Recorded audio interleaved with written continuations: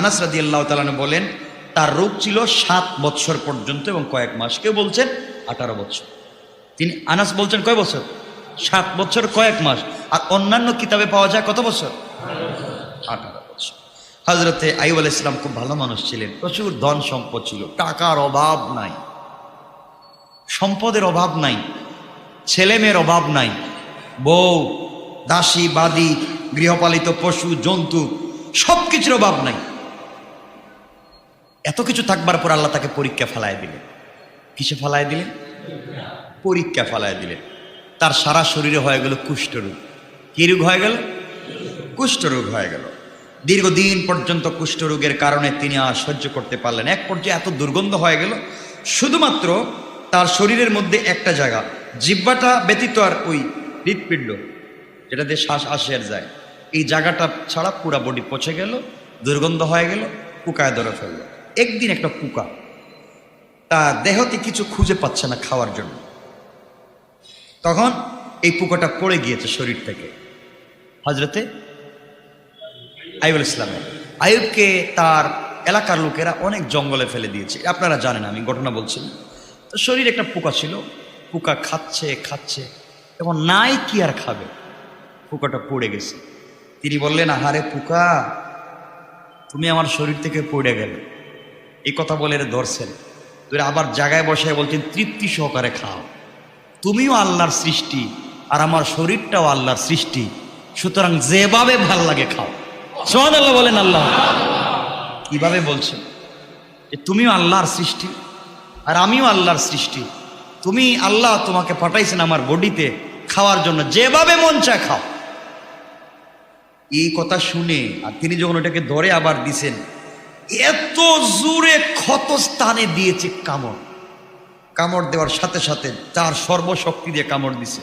হযরতে আইয়ুব আলাইহিস সালাম কামড় খেয়ে সহ্য করতে পারলেন না, চোখ থেকে পানি ছেড়ে কাঁদতে শুরু করলেন, কাঁদতে শুরু করলেন। আর তিনি অজান্তেই বলে ফেললেন, অজান্তেই বললেন, হে আমার রব, আমি কষ্টে পড়েছি আর আপনি তো শ্রেষ্ঠ দয়াবান, আপনার চাইতে বড় দয়াবান তো পৃথিবীতে আর কেউ নাই, আমি বহুত কষ্টে আছি, আমার সহ্য হচ্ছে না। এই কথা আইয়ুব আলাইহিস সালাম বলছি। আর আল্লাহ এই কথাকে কেমনে বলছেন? আল্লাহ বলেন, ওয়াজকুর আবদানা আইয়ুব ইয নাদা রাব্বাহু আন্নী মাসসানিয়াশ শাইতানু বিনুসবিন ওয়া আযাব উরকুব বিরিজলিকা হাদা মুগতাসালুন বারিদুন ওয়া শারাব। আল্লাহ রাব্বুল ইজ্জত ওয়াল জালাল তার কথাগুলো শুনলেন। আমার বান্দা আইয়ুবকে যখন সে তার রবকে ডেকে ডেকে বলছে, আল্লাহ তাআলা, শয়তান তো আমাকে যন্ত্রণা এবং কষ্টে ফেলে দিয়েছে। ঘটনা অন্যদিকে, শয়তান ফু দিয়েছিল, এই জন্য আইয়ুবের এই ঘটনা ঘটেছিল, লম্বা ইতিহাস, সেদিকে যাব না। কষ্টে পড়ে আমাকে বলছে, আল্লাহ আমি কষ্টে পড়েছি। আমি তাকে বললাম, তুমি তোমার পা দিয়ে মাটিতে আঘাত করো। আল্লাহ বলেন, আইয়ুব রে, এতদিন পর্যন্ত অসুস্থ, কোনোদিন কিছু বলো নাই, আজকে বললা কেন? আইয়ুব আলাইহিস সালাম আল্লাহকে বলছেন, আল্লাহ তাআলা সহ্য তো করেছি, কিন্তু আজকে এই পোকা এত জোরে জবরদস্ত শক্তি দিয়া কামড় দিয়েছে, না জানি মুখ ফসকে আপনাকে কি বলে ফেলেছি। আমার কথা যদি ভুল হয়ে যায়, আপনার কষ্ট লাগে, আপনি আমাকে মাফ করেন। আরো যদি 1000 বছর পোকা দিয়ে আমাকে খাওয়াতে চান, আমি আইয়ুব এরপরেও রাজি আছি। আল্লাহ বলেন, আইয়ুব এত কষ্টে পড়ে যাওয়ার পরে আমি আল্লাহকে ভুলে যাও নাই। এত কষ্টে পড়ে যাওয়ার পরে আমি আল্লাহকে বলছো শ্রেষ্ঠ দয়াবান, আমি কি তোমার উপরে দয়া করতে পারি না? আইয়ুব, সহ্য হয় না, তুমি যেই সুন্দর করে আমাকে বলে ডাক দিয়েছো আল্লাহ।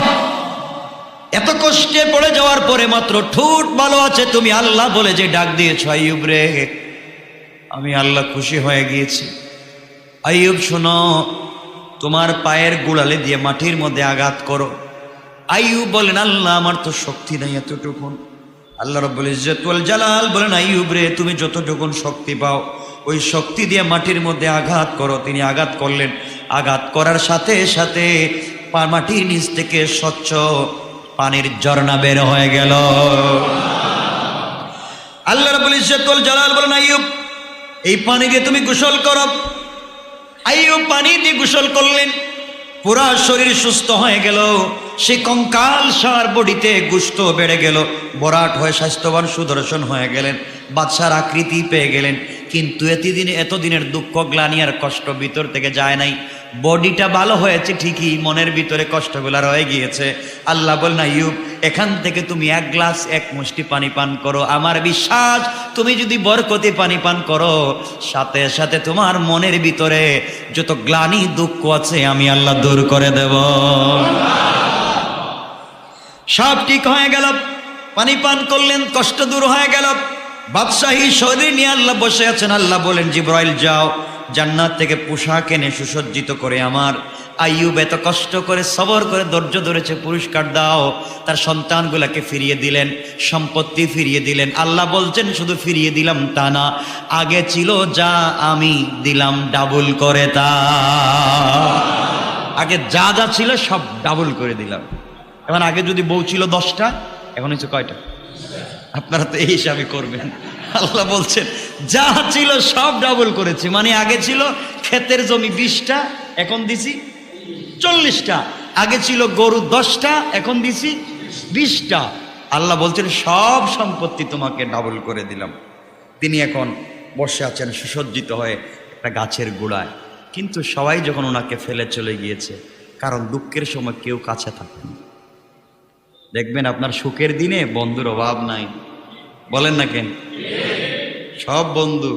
আপনি যখন এমপি হবেন, যে বুট দিয়েছেন, হ্যাঁ আমি কিন্তু আপনার ডাবল বুট দিছি, মানে এ কিন্তু বুটই দেয় যায় না, হ্যাঁ ডাবল বুট দিছে, মানে একটা আসল আর একটা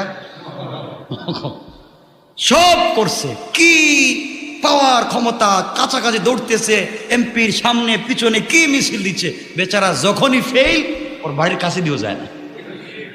কথা বলেন নাকি? ঠিক বললাম না? হযরতে আইয়ুব আলাইহিস সালাম এখন সুসজ্জিত, আল্লাহ অনেক সব কিছু দিয়েছেন, কিন্তু কষ্টের দিনে কেউ তার কাছে ছিল না। বউ সবাই চলে গিয়েছিল, ছিলেন একজন, তার নাম রহিমা। আমি ঘটনা বলবো না, শুধু রহিমার একটা কথাই বলতে চাই। আমি ঘটনা বলছি না। সবাই যখন ফেলে দিয়ে গিয়েছিল, রহিমাও যাওয়ার জন্যে তার গাঠটি কাপড় গুছাচ্ছিলেন, মানে গুছাচ্ছিলেন। আইয়ুব আলাইহিস সালাম বলছেন, রহিমা সবই তো চলে গেল, কেউই তো থাকলো না। সুখের দিনে সবাই ছিল, দুঃখের দিনে কেউ নাই। আমাকে এলাকার লোক জঙ্গলে নিয়ে যাবার জন্য রেডি হচ্ছে, সবাই চলে গেছে, তুমিও কাপড় গুছাচ্ছ, চলে যাবা। রহিমা বলছেন, স্বামী আমি কাপড় গুছাচ্ছি চলে যাওয়ার জন্যে না, বরং এই কষ্টের দিনে কেউ না থাকলে জঙ্গলে বনবাসে আমি আপনার সাথেই থাকব। তো লম্বা ইতিহাস সেদিকে যাচ্ছি না। রহিমা এমন স্ত্রী ছিলেন। আর আজকালকের কিছু স্ত্রী হলে বলতো থ্যাংক ইউ, ওকে আমি গেলাম, আপনি আপনার দিকে যান, বহুত দিন একসাথে ছিলাম। তো যাই হোক, আমার বন্ধুগণ সব আবার না ভালো আছে। এক পর্যায়ে রহিমা সাথে ছিলেন দীর্ঘদিন, কিন্তু তিনি মানুষের বাড়িতে কাজ করতেন। কাজ করে করে যা পাইতেন ওই টাকা দিয়া স্বামীকে নিজে কষ্ট করে রান্না করে যাও বানায়া স্বামীকে নিজের হাত দিয়ে খাওয়াতেন। ওই দিনও তিনি গিয়েছিলেন কাজের সন্ধানে, লম্বা কথা, কাজ করে আসছেন। কিন্তু আল্লাহ তো আইয়ুব আলাইহিস সালামকে চেঞ্জ করে দিয়েছেন। বাদশাহী পোশাক, জোয়ান মানুষ, সুদর্শন যুবক বসে আছেন গাছের গোড়ায়। তিনিও রহিমার অপেক্ষা করতেছেন।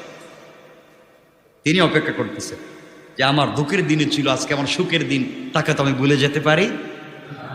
দুঃখের দিনে অনেক থাকে, সুখের দিনে চিনে না। কথা বলেন না কেন? চিনে না কয়। আমার বন্ধুগণ এক পর্যায়ে রহিমা কিছু খাবার নিয়ে আসতেছেন, এসে দেখেন স্বামীকে যেখানে রেখে গিয়েছিলেন ওখানে স্বামী নাই। তিনি মহা টেনশনে পড়ে গেলেন, আমার এই অসুস্থ স্বামীকে নিয়ে গেল কে? কাঁদতেছেন। হঠাৎ করে তাকায় দেখেন পিছন দিকে গাছের গোড়ায় সুদর্শন, খুব স্পেশাল আর্ট করা একটা ডিজাইন করা যুবক বসে আছে। তিনি দৌড়ে গিয়ে বলেন, ভাই আপনি কি এখানে একটা বুড়া লোককে দেখছিলেন, অসুস্থ, পচা গন্ধ? আমার স্বামীকে খুঁজে পাচ্ছি না। আইয়ুব কিন্তু বুঝতেছেন সব, আমি কিন্তু আমার স্বামীকে খুঁজতেছি। আইয়ুব আলাইহিস সালাম বললেন, ওর নাম কি? বলে, ওর নাম আইয়ুব, এখানে ছিল, গ্রামের মানুষ ফালায় গেছে, আমি এলাকায় গেছিলাম কাজ করার জন্য, আমার একটু দেরি হয়ে গেছে, কি কেউ নিয়ে গেল নাকি কি হইলেন বুঝতে পারতেছি না, আপনি কি দেখছেন? আইয়ুব আলাইহিস সালাম এবার বললেন, আপনি কি আমাকে চিনতে পেরেছেন? আমাকে কি চিনতে পেরেছেন আপনি? হযরতে রাহিমা বলছেন আমি কেমনে চিনবো আপনাকে, আমি কোনোদিন দেখি নাই। বলে একটু বেশি করে তাকান। ওই কথা বলতেই হযরতে আইয়ুব আলাইহিস সালাম যখন সুস্থ থাকতেন তখন তিনি মুচকি হাসতেন। মুচকি হাসলে গালের ওখানে টুল পড়তো, টুল তো বুঝেন, টুল পড়তো। তো রহিমা এটাকে খুব ফলো করতো। ওই লোকটাও যখন বলছে যে তোমার স্বামী কেমন ছিল, তুমি আমাকে চিনো কিনা, এই কথা বলে আইয়ুব আলাইহিস সালাম মুচকি হাসলেন এবং এখানে টুল পড়লো। ওই হাসিটা দেখেই রাহিমার মনে পড়েছে আমার স্বামী তো ভাবি হাসতেন। সুবহানাল্লাহ। তাইলে আপনি কি আমার স্বামী? আইয়ুব আলাইহিস সালাম বললেন অবশ্যই আমি তোমার স্বামী আইয়ুব। আল্লাহ এই সব ঘটনা খুলে বললেন। আল্লাহ রাব্বুল ইজ্জত ওয়াল জালাল এর বরকতের কথা বললেন। দুজন কতক্ষণ একজন আরেকজনকে জড়াইয়া কাঁদলেন আর বললেন চলো আমরা এবার এলাকায় যাই, আল্লাহ আমাদের সবকিছু ফিরিয়ে দিয়েছে।